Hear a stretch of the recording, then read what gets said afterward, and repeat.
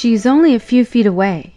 The closer he gets, the more nervous he becomes, the budding zit on his nose growing bigger and bigger until it practically eclipses his face. She looks at him hovering nearby, sees the massive zit and giggles. He slumps away, feeling sick.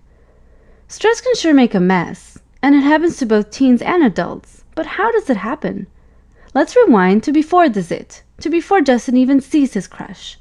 Already late for school, Justin got to class just in time to hear the teacher say, "Pop quiz!" He hadn't done his homework the night before and felt more unprepared than the ambushed World War II soldiers he was supposed to write about. A sudden rush of panic swept over his body, leaving him with sweaty palms, a foggy mind, and a racing heart.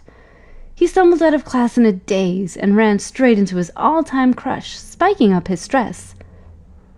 Stress is the general biological response to a potential danger. In primitive caveman terms, stress can make you fight for your life or run for your life if, for example, you're confronted by a hungry saber-toothed tiger. Special chemicals called stress hormones run through your body, giving you more oxygen and power to run away from danger or to face it and fight for your life, hence the term fight or flight. But when you don't fight or take flight, you face the plight. When we're taking final exams, sitting in traffic, or pondering pollution, we internalize stress. It all begins in the brain. The hypothalamus, the master controller of your hormones, releases something called corticotropin-releasing hormone. This triggers the pituitary gland, a pea-sized gland found at the base of the brain, to release adrenocorticotropic hormone, which then stimulates the adrenal gland sitting atop the kidneys to release cortisol, the major stress hormone. These natural chemicals are a great help when you need to run away quickly or do superhuman feats of courage.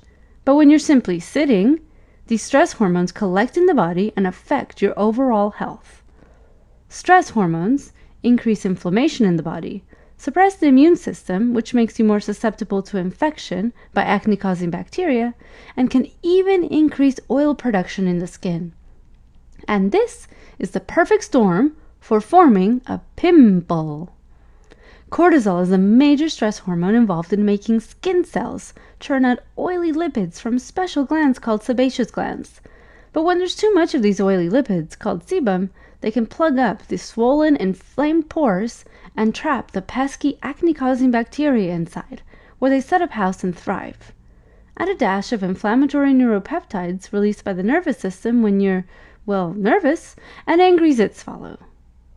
To make matters worse, Justin is a boy, meaning he's got more testosterone than girls. Testosterone is another hormone that increases oil production in the skin. So his already oily skin, together with a boost in oil and inflammation from stress, is the perfect environment for bacteria to swell up into a major zit. So what could have Justin done to avoid the big pimple? Stressful situations are unavoidable, but we can try to change our responses so that we're not so stressed in the end. And had he been confident in approaching her, she might not have noticed the pimple.